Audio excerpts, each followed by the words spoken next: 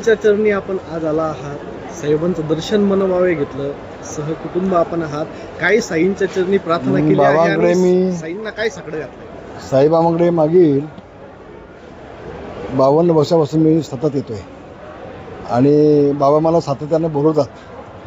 एक वैशिष्ट्य आहे, मी बाबांचा भक्त आहे, बाबांचा सेवक आहे. आज नुकतीच आता विधानसभेच्या निवडणुका झालेल्या आहेत आणि मोठ्या मतानं शिवसेना, भाजप, राष्ट्रवादीचं शासन आलेलं आहे किंवा 2 येणार आहे असं म्हणू आपण. पण बाबांनी एक चांगला कौल दिला. 2.5 वर्षामध्ये एकनाथजी शिंदे यांच्या शासनानं जे निर्णय घेतलेत लोकाभिमुख असेल ते जनतेपर्यंत पोचले. मग ती लाडकी बहीण योजना असू देत किंवा अन्य योजना असू देत, भरभरून लोकांनी कौल दिलं, प्रचंड मतं दिली. मोठ्या मताधिकाने अनेक उमेदवार शिवसेना, भाजपाचे, राष्ट्रवादीचे निवडून आलेले आपण पाहिलेत. आणि म्हणून बाबांना एवढंच आकडा आहे, जसे 2.5 वर्षामध्ये लोकाभिमुख असे निर्णय लागले तसे पुन्हा एकदा चांगले निर्णय महाराष्ट्रामध्ये होऊ देत.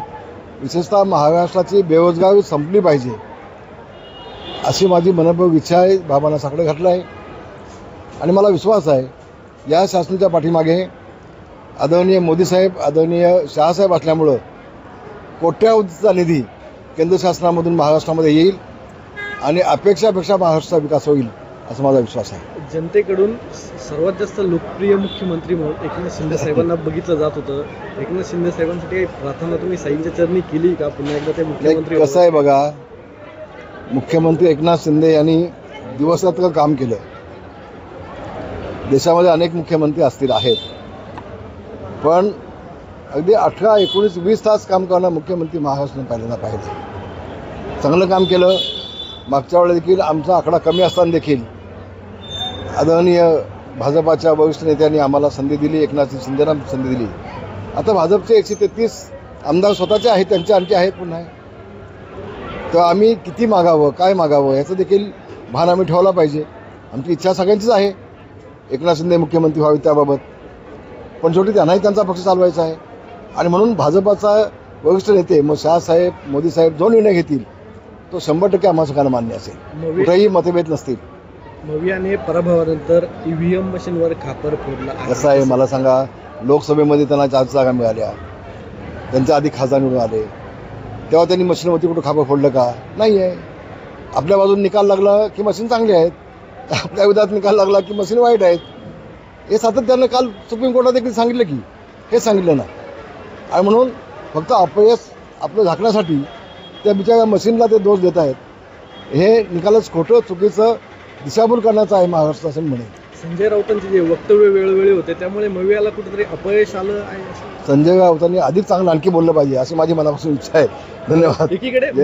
एकीकडे शिवसेनेला किती मंत्रिपदं मिळतील, किती आम्हाला कुठेही मतभेद नाही आहेत.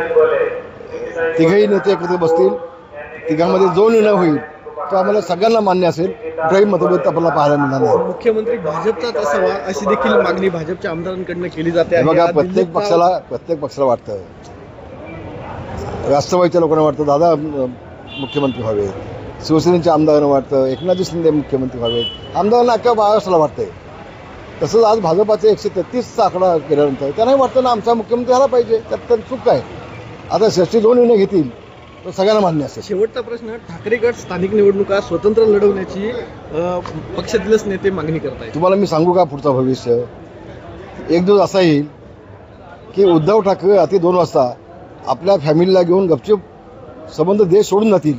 लिहून ठेवा आज तुमचे शब्द माझे. बाळासाहेबांशी त्यांनी जो बेमानी केली, शिवसेना प्रमुखांच्या वाटेत खंजीर खुपसलाय, त्यांनी पाप केलंय, ते पापाच्या फाशी त्यांना भोगावंच लागेल.